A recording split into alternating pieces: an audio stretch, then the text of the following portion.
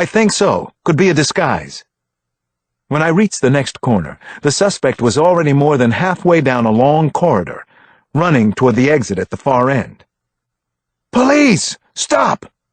Stop right there!" I shouted at her, and I had my gun out, too. Whoever she was, she didn't even look around as she slammed through the door. It swung back hard, then burst into an opaque web of broken glass. "East parking lot," I told Bree and Sampson. "She's outside! She's running! It's a woman!" Chapter 68. A strong woman, too. She'd completely shattered the door on the way out. What kind of woman was that? A very angry one? A crazy lady? A collaborator with DCAK or another copycat? Pellets of glass showered around me as I pushed through the exit door. Where the hell was she now? I didn't see her anywhere outside. No one running. A few street lamps overhead left plenty of shadow around the narrow parking lot. The row of cars directly opposite me showed no sign of life, though. On my left, the pavement ended abruptly and gave way to an empty stretch of lawn. Then I heard a sports car engine fire up. The revving noise came from somewhere off to my right. I stared hard into the semi-darkness. Headlights blinked on. Then two shining eyes came right at me. Fast. My Glock was still out, and I figured I had time for at least one shot. I squeezed the trigger.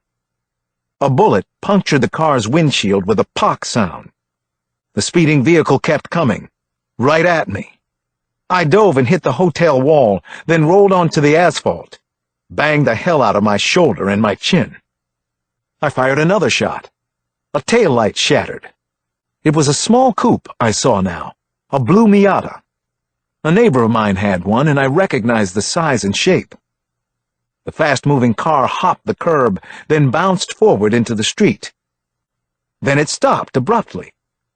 A taxi's tires squealed on the pavement. The cab had just missed nailing the coupe, inches from total destruction and capture.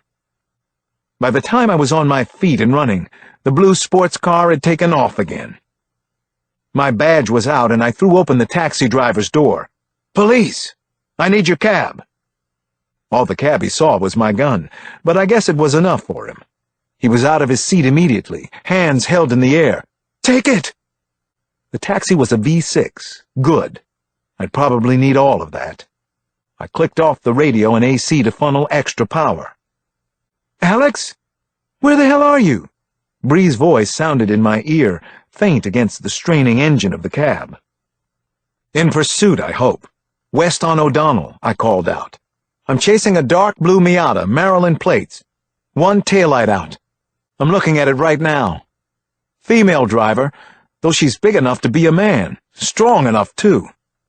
Maybe it's a man in women's clothes. He likes to play roles." "Yes, he does. But I think this really is a woman. We have to get her." The coupe shot past the ramp for I-95 and straight through another intersection. The driver was doing at least 70, and accelerating. "Bree, if you can hear me, we're both going west on O'Donnell. You copy?" "Okay, Alex, still got you. We're on it, on our way. What else do you need?" "Shit!" I yelled. "Shit!" "What?" Bree yelled back. I swerved to miss a yellow VW Bug as it tried to squeak in a left turn. Idiot. "What I need is a siren or some backup," I clarified for Bree. "Medallion 5C742, what's your location?" The taxi dispatch suddenly crackled at me. Another country heard from. "Come in! Do you hear me?" "Alex, what's happening now?" Bree asked. "Are you all right? Alex?" The coupe barely slowed as it pulled around a UPS truck and straight into oncoming traffic. Cars swerved to the side as the coupe barreled at them. I gunned the cab and squeezed in behind. "Maryland 451 JZW, I told Bree. "I'm fine, so far, anyway. Still in pursuit." I kept my foot down and managed to bump the Miata's rear bumper. The sports car jerked, but then surged forward again. "Bree? Did you get that license number? Bree? Bree, where are you?" There was no response from her. Maybe I'd gone out of range. The only things in my ear now were my own pulse and the taxi's racing engine. Chapter 69. I knew that the sports coupe could outrun me on a long straightaway, but that was the one advantage the driver didn't have here. In fact, I could swear she was letting me get closer. Was that really happening? Was it a trap? Was that what this was about? Separating, then grabbing me? Was I the target? Kyle Craig would think up something like that. Was Kyle here? Was he involved? Then I saw what was actually going on. With no warning or brake lights, the coupe shot left onto a narrow side street, shimmied twice, and kept moving like a pocket rocket. I missed the intersection completely. No way I could have made the turn. Another came up fast, though, and I took it, hoping for a grid somewhere up ahead. Tall apartment buildings rose on either side of me so that I couldn't see over to the next block. Straight ahead, the road came to a T with another main artery. Boston Street, I thought. I knew that beyond Boston was the harbor. That cut off some options anyway. Made this a little easier, I hoped. I can get her, take her down, and that'll be the biggest break yet in this case. The coupe whizzed by as I approached the intersection, and I accelerated blindly around the corner. This could be it. One way or the other.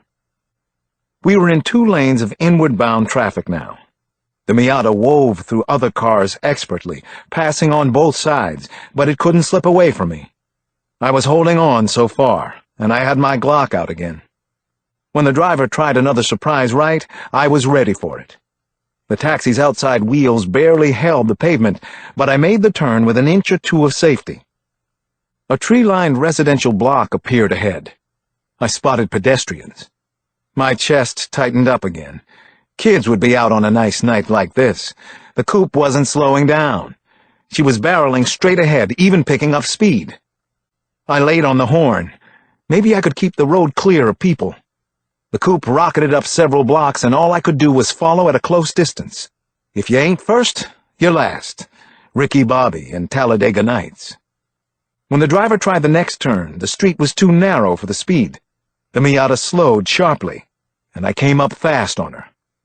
I slammed into the back fender again, not exactly on purpose this time. I knew I'd just messed up the taxi pretty good. The coupe fishtailed around the corner and hopped up onto the sidewalk, then somebody's lawn. I heard a woman scream in the darkness. 2 people dove out of the way. My focus narrowed and also intensified. I saw the Best Western up ahead. What the hell? On top of everything else, I had just been taken on a giant circle-jerk ride around Baltimore in the harbor area. It wasn't until I saw the highway up ahead that I got it. The driver had figured out how to outrun me, and I couldn't let her do that.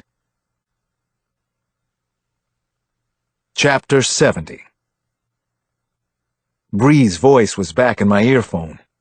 "Keep all exits secure. Repeat, keep all exits secure." She was obviously in control. I wished I could say the same. "Alex? Alex? Can you hear me? Alex? Bree, I'm here. What's going on? Talk to me. Where is here? Are you okay?" The coupe took exactly the turn I thought it would, and paralleled the thruway toward I-95. We were only a block from the hotel now, our starting point. This whole trip had been another game, hadn't it? Was that right? "Whoever it is, they're going for the highway. The Miata's headed to I-95. I still might take her." "Where, Alex? Which entrance?" "Right by the damn hotel." I gripped the wheel, ready to take the ramp, but then the coupe flew right by it. A second later, so did I. Now what? Almost at the same time, the coupe's brake lights showed. I heard the skid and saw the car do nearly a 180. Even as I slammed my brakes, the Miata accelerated back in my direction. It swerved to miss me, and before I could even get turned around, the coupe was up the ramp, still accelerating, and gone in a cloud of dust. "North on 95, I yelled for Bree. "I'm still on her tail. For the moment." I sped up to the highway and maxed out the taxi at close to 100 for a couple of exits. Eventually, I took my foot off the accelerator and slammed my fist into the passenger seat. I turned around at the next exit. Back at the hotel, Bree and Sampson were waiting out front, along with half a dozen Baltimore cruisers, their roof lights flashing in the darkness. Most of the unhinged crowd was outside too, loving every second of this chaos and madness. A 300-pound biker with a white beard came charging up to me in the parking lot. "Hey, man, what the hell happened out there?" "Get away," I said without stopping. The biker cut me off again. He had on about 100-year-old Grateful Dead tee. "Just tell me." I was in his face now, and I wanted to pop someone. I might have if Sampson hadn't grabbed me from behind. "Hey, hey, hey!" he was shouting. At me. Then Bree came running up to us. "Jesus, are you okay?" she asked. "Alex?" "I'm fine," I said, trying to slow my breathing. "Listen, that might have been DCAK I was chasing. Another of his—" "It wasn't him," Bree said, and shook her head. "And we've got to go right now." "What are you talking about?" I asked, as she pushed me away from the crowd and all their eerie questions. "I just got a call from Davies. Somebody was murdered at the National Air and Space Museum in Washington. Stabbed to death in front of a crowd of people. He punked us, Alex. He got us real good this time. This whole thing was planned." Part 3. The audience is listening.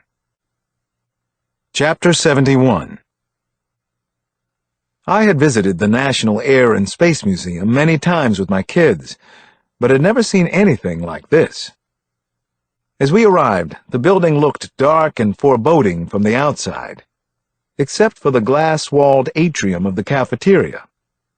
Upon entering, though, we saw dozens of shell-shocked people sitting at tables, waiting to go home. Witnesses, I knew. To a person, they had seen a horrific event tonight. What made it worse, at least half of them appeared to be children, some just 2 or 3 years old. A bulging army of news reporters and photographers had been cordoned off over on 7th Street near the Hirshhorn. At least it made the vultures easier for us to avoid. Sampson, Bree, and I had come in directly from Independence Avenue. Gil Cook, one of our D2s, met us at the cafeteria entrance. He approached Bree on the run, waving one arm over his head. "Detective Stone, the museum director would like to speak with you before—" "After," Bree said, and she kept walking. She was on the job now, somebody not to be trifled with. I liked how she worked, how she took control of the homicide scene. Gil Cook followed her like a chastened pup looking for table scraps. "He said I should tell you he's on his way out to talk to the press." Bree stopped walking and pivoted toward the D2. "Oh, for Christ's sake, Gil! Where is he?" Cook pointed her in the right direction and then kept pace with Sampson and me. The three of us passed by the darkened milestones of Flight Exhibit, with its life-size planes like giant toys hanging from the ceiling. Very cinematic. Right up our thrill killer's alley. More and more his work was reminding me of Kyle Craig's. The theatrics, the viciousness. Had he studied Kyle's crimes? Victim's name is Abby Corlevet, 32 years old, white woman, tourist from France. Worst thing about it, she was 5 or 6 months pregnant, Cook told Sampson and me. The murder had taken place inside the Lockheed Martin IMAX theater, which showed museum fare during the day, but sometimes Hollywood blockbuster stuff at night. The actual killing had occurred right in the middle of my Baltimore speech. And then I'd gotten the note. Guess again, smart guy. I'm not psychotic. See you back in D.C., where it's all happening. He was really going out of his way to mock us now, getting into it good.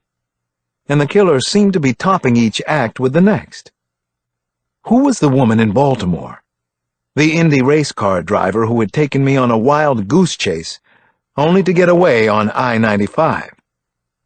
A pregnant victim, a visitor from another country, and a more civilized one would capture media attention in a new way.